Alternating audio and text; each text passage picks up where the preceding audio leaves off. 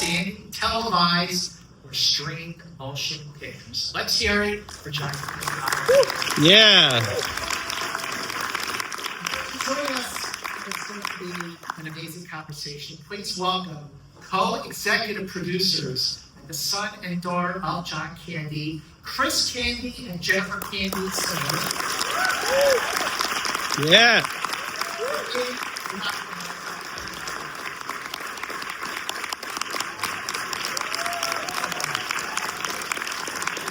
Producer and editor Shane Reid. Yeah. Producer and director Colin Hanks. Yeah.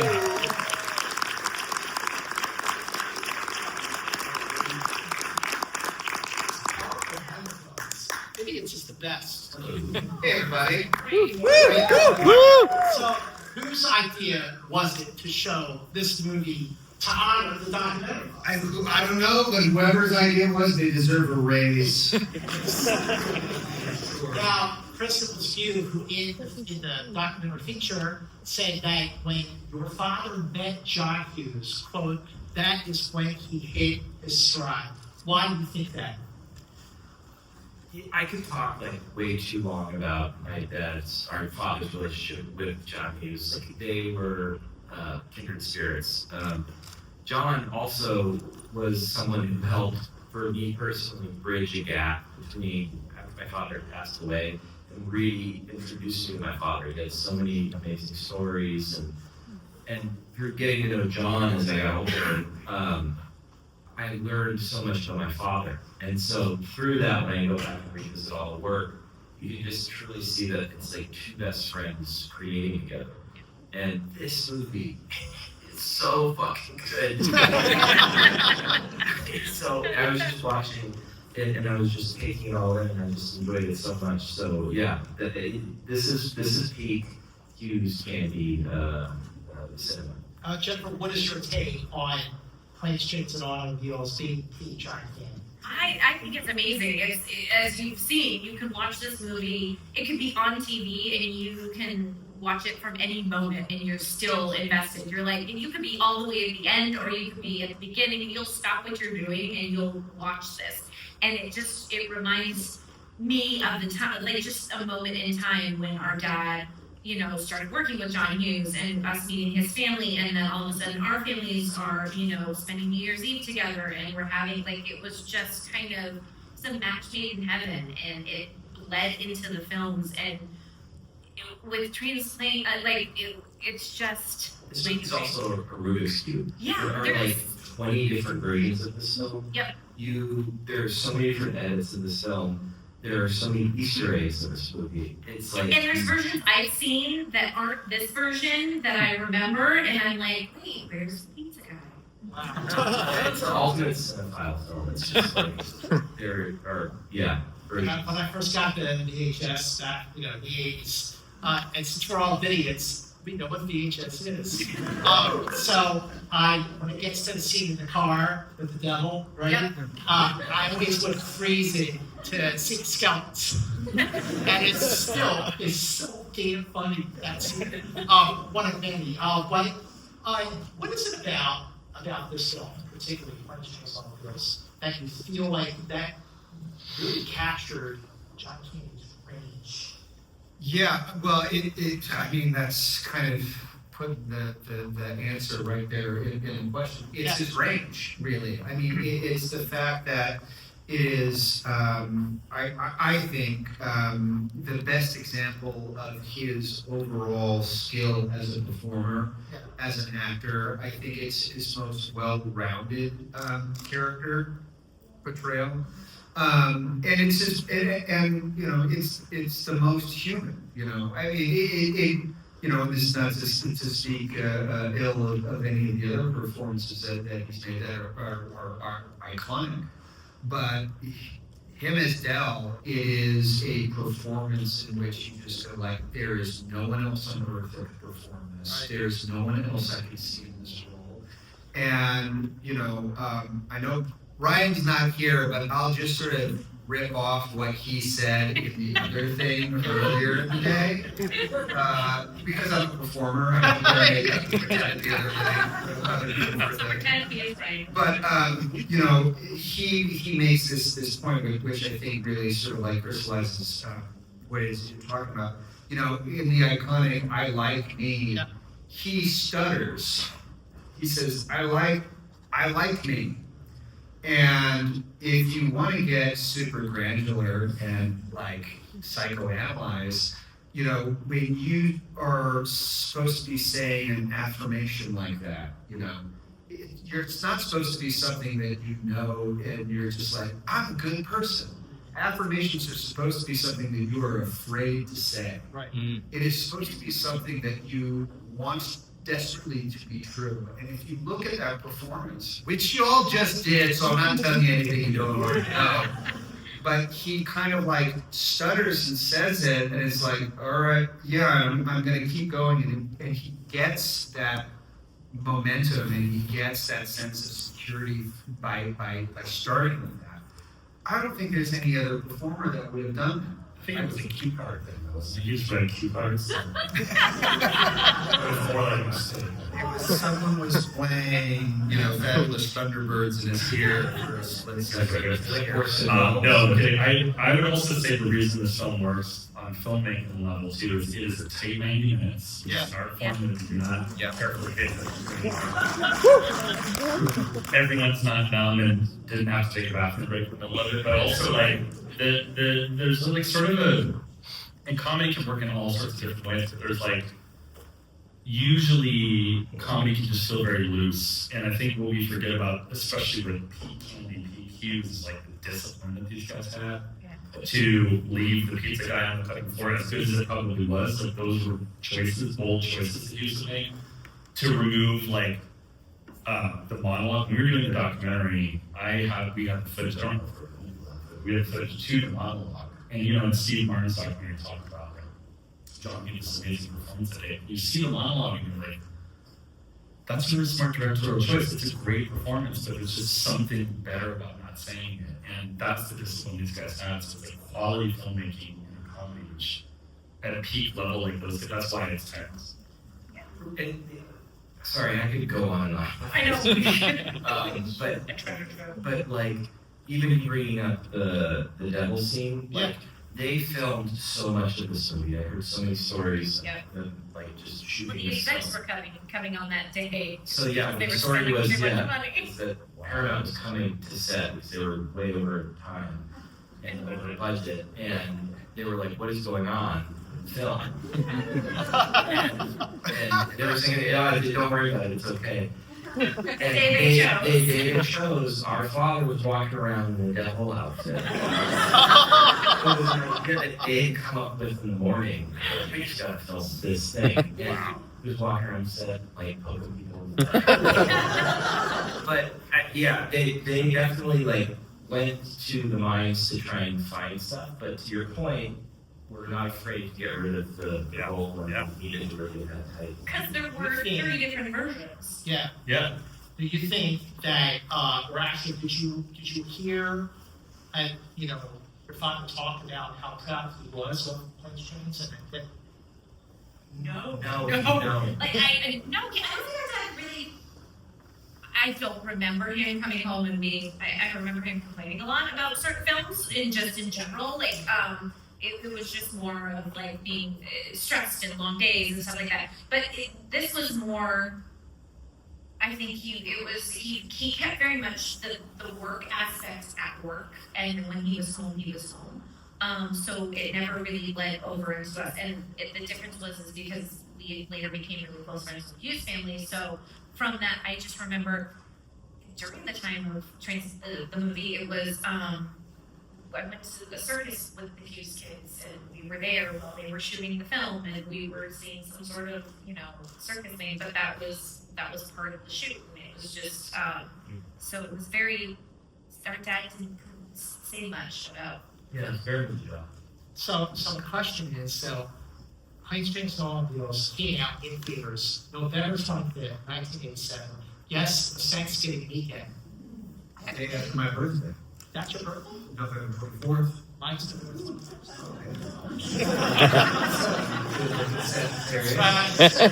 Oh, Scorpio? Scorpio. Okay. There you go.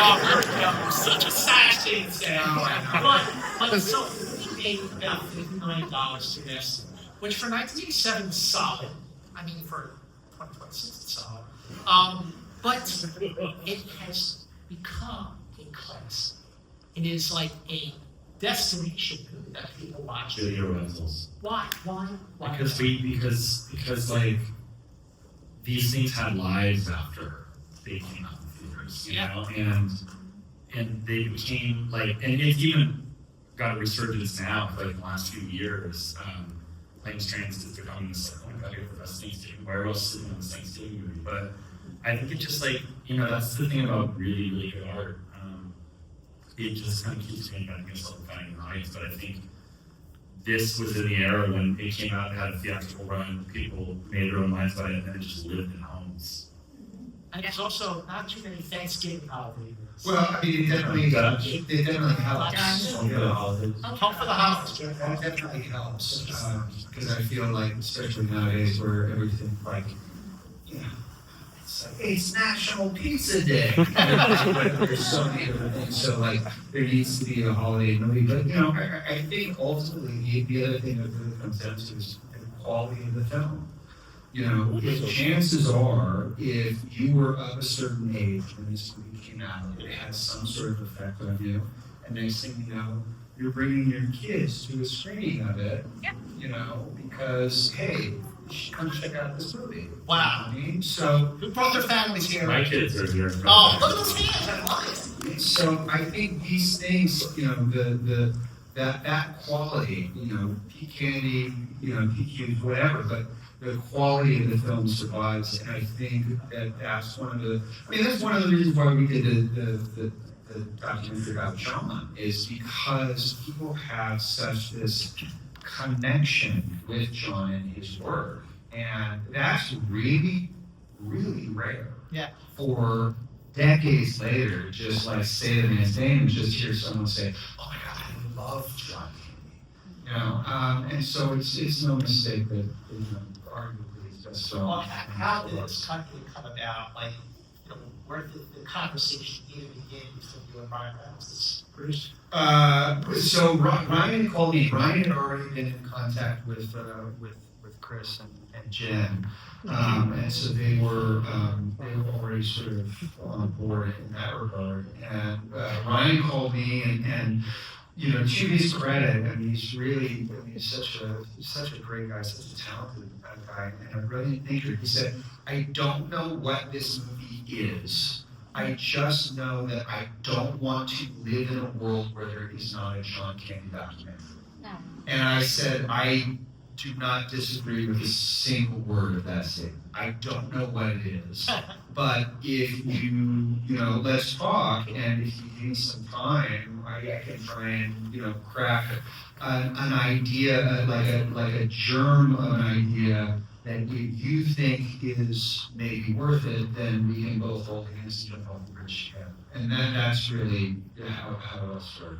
So when it came time to really, you know, get into it, like, you know, when you start, as you know, because all things must pass, the documentary about Tower Records, when you start making a feature, a documentary feature, you go in with a certain goal or goals in mind. And then throughout the course, you start like going through home movies and photos and certainly doing interviews. You know, sometimes things will change. So what were your initial hopes for the documentary, and how did that evolve while things were really getting into it?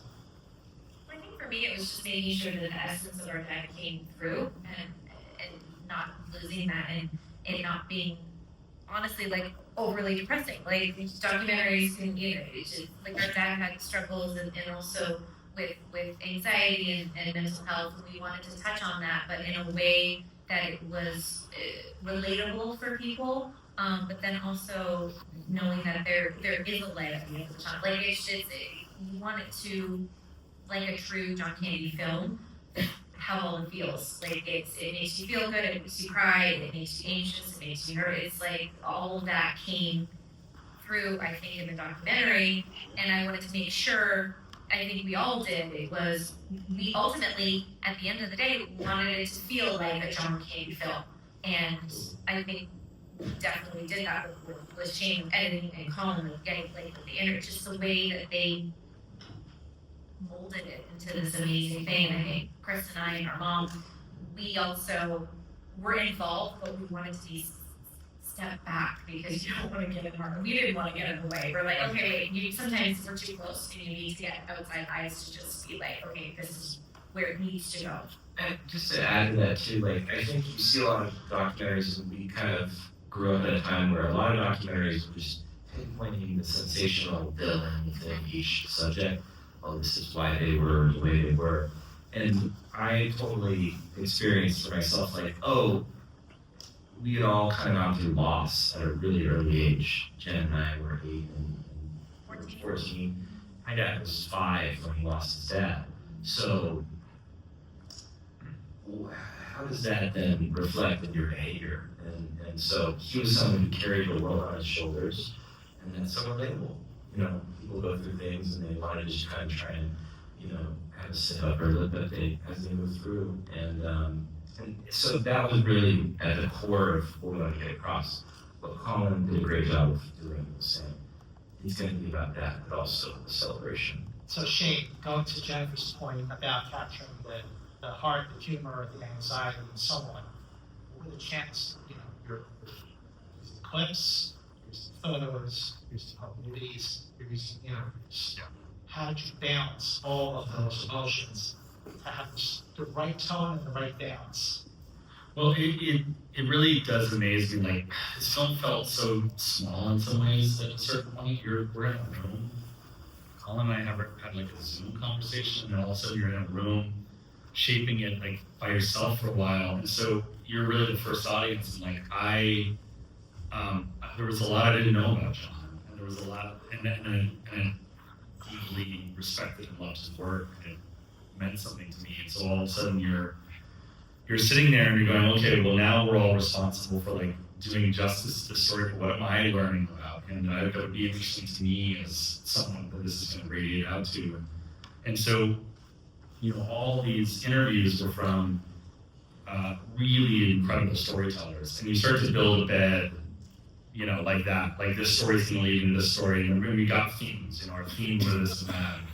Our themes are about, you know, John dealing with the press, about his family, about this film, about that film, about the Argonauts. And then, you know, you sort of start to lay out a story. And then, you know, I had a documentary that I did earlier on Nick Cave. We approached the film 2 ways. One was we had a completely linear story. They were in the studio. It was just days in the studio. And then the other cut, they were both 4-hour edits. The other edit was just poetic. It was just about taking poetry and song lyrics and putting this and just slapping things together. And so you kind of, in my mind, like when you do something like this, you're chasing a feeling, you have to go about it in a way that sort of tackles it from both sides. So you have to build something that feels narrative and structured, then you have to like dig deeper for an emotional reaction that isn't there in storytelling. And that comes from, you know, long process, like what the photos do to you, what, you know, I remember like for instance, there was a moment where Eugene talks about John being in his kitchen. That's his happy place. And Colin and I talked about that. We used to have a shot of John in his kitchen. It was very like seasick. And then you have, I think Catherine or someone talk about this dream she had of John after he passed. And we tried to create like, what is that play? What is that kind of heaven? And so you use that clip there, and that clip is that's John's happiness. And so those themes just sort of unfold when you let the film tell you. So, I've gone to the Toronto Film Festival for more than 20 years, and I Like Me is one of the best opening films that they had for Office seasons. And it was so moving. The interviews you got, and when I rewatched the film earlier this week to prep this, watching Catherine O'Hara, just, you know, I mean, they have such a long history. Yeah. Like, you can string it, these Martin Short, Steve Martin, obviously Colin Hanks, Heard of him? But no, Brooks, I mean, so throughout the course, for each of you, like, all these amazing interviews, like, what were the biggest things that you heard from these people that made you go, God, I didn't know that? I mean, that's a good question. You know, I think, for me, you especially when you realize, okay, so many of the talking heads in this movie, they all deserve their own documentary. They could all warrant their own film. And they all are these, for lack of a better phrase, icons of comedy. But at the same time, I got to remember that when I'm sitting with them on the day in a kitchen or in their living room, that they're talking about their friend John, who they miss. Right. And I think that there's probably a little bit of every interview in which something kind of like blows my mind. But weirdly, it was the interview that I did with my dad, in which I didn't really know exactly what it was that he was going to bring to the interview. I knew that there were certain things I was going to ask him that I wanted to sort of get a soundbite about. But I was really interested to sort of see what it was that he was going to bring up that I wasn't thinking about. And what he brought up was the fact that, like, with Splash, which is a film that I'm not kidding when I say this, I haven't seen it since I saw it at the theater in 1985. It made me cry. So I wasn't really eager to go back and see that movie. But it was so interesting to hear him talk about the fact that John was someone that he really admired. He was really intimidated by John and Eugene, and that John had this way of working in which he wasn't trying to one up the other actor. He was like, let's work together and be collaborative. And it was so nice to hear. I mean, I'll say this. I hear him complain a whole lot about a lot of different stuff about how, much work is weird and all that sort of stuff. So it may not be weird for me, but it was so refreshing to hear him talk about that particular perspective at that time in his career and be like, oh yeah, that's right. You had to start somewhere too, and there's tons of different stuff. Bill Murray was amazing, and I didn't realize that in Stripes, your dad didn't want to do the mud wrestlings. I didn't realize that until I saw the film. And I'm like, I don't think I've ever seen it. Yeah, he was very self-conscious. It was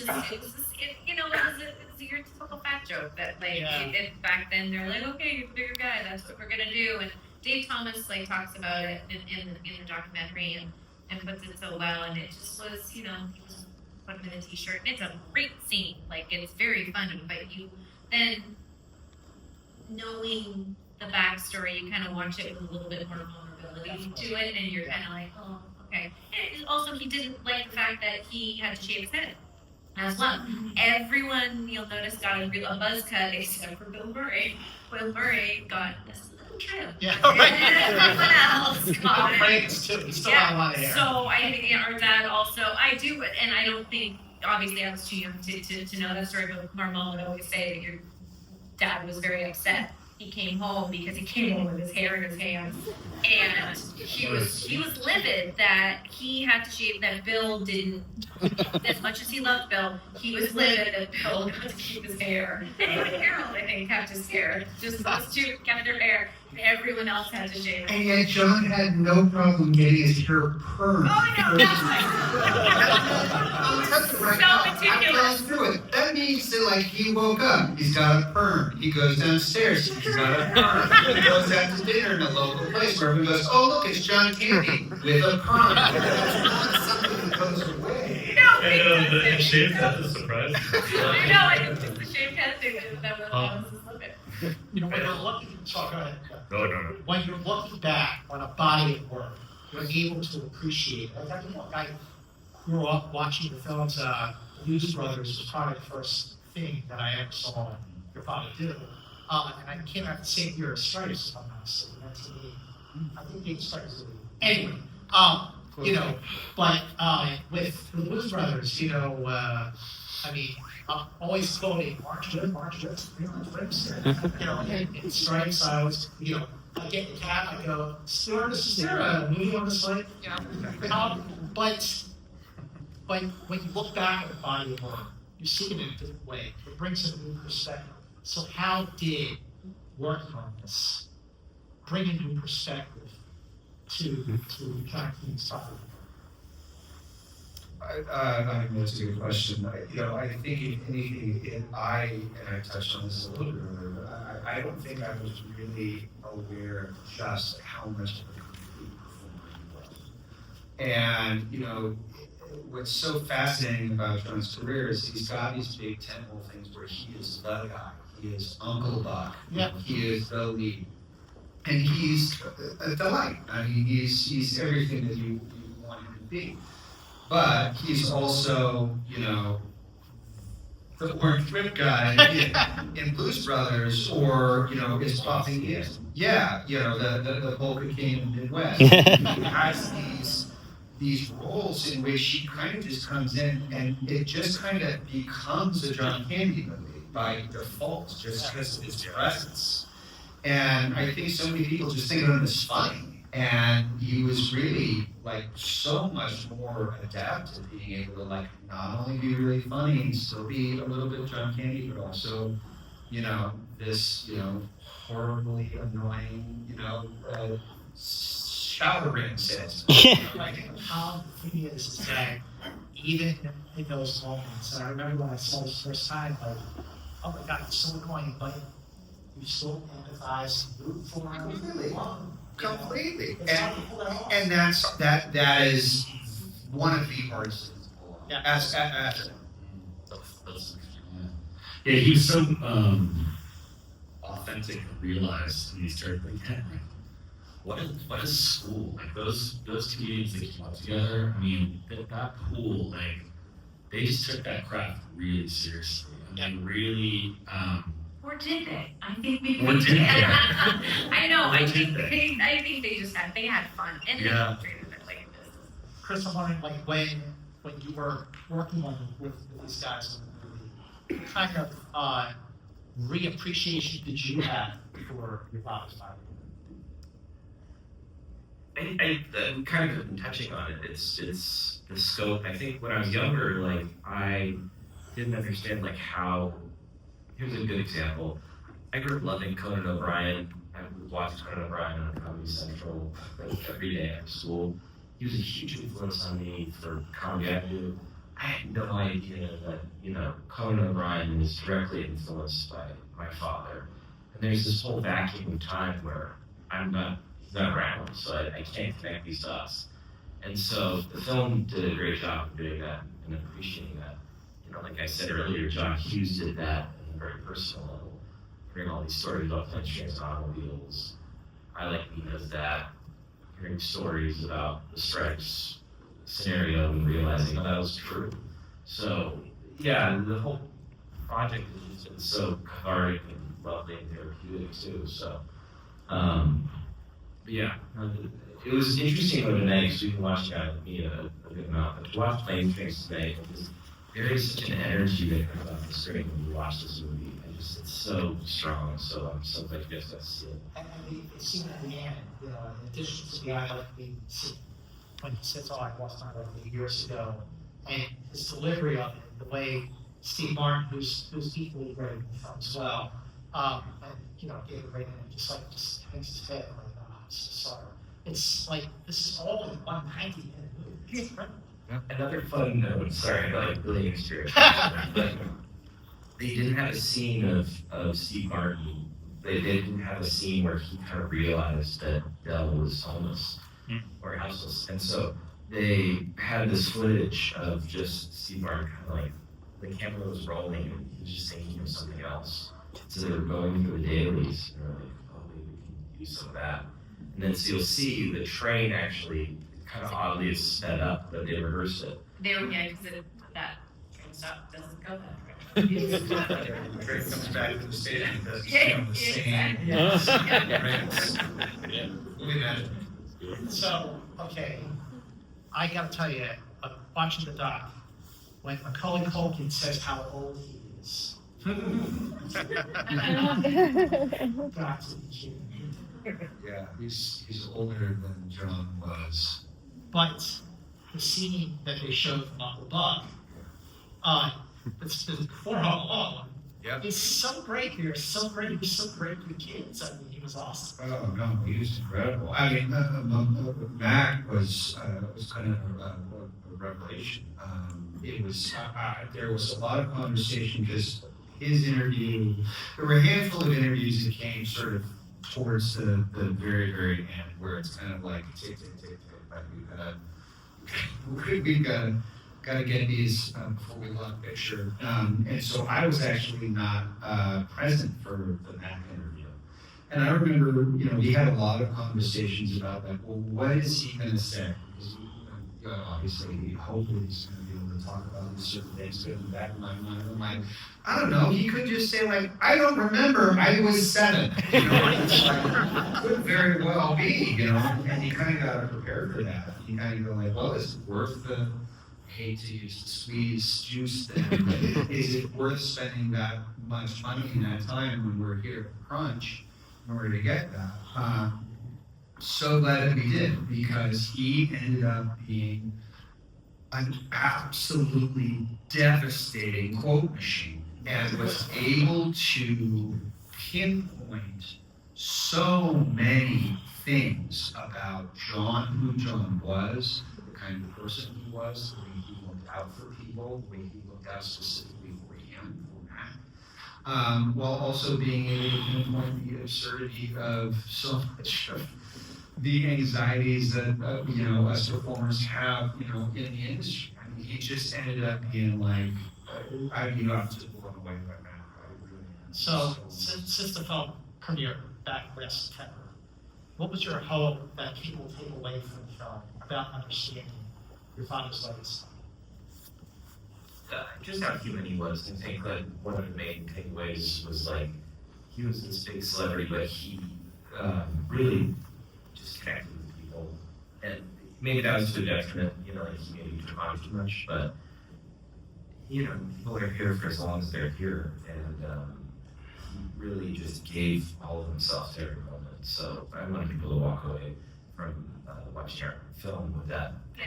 And then just watching, and then being like, hey, I should rewatch that movie, or I should see that, or it's like, or I can relate to that, or I can connect to that, and it's just one little snippet of something, and that's all that really.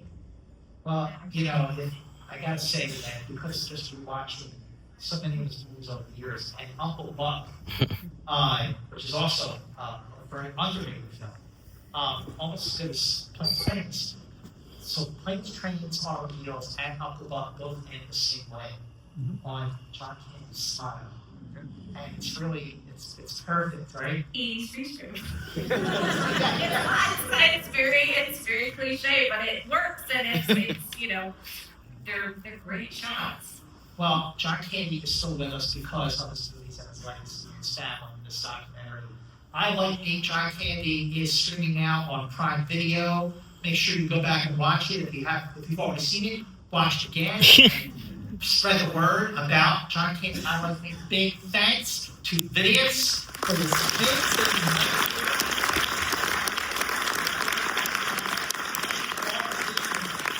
Thank you all for coming, and Ryan just wanted me to reiterate, he is really sorry that he could not be here. Trust me, if he has the chance for someone to give him a microphone to talk about it.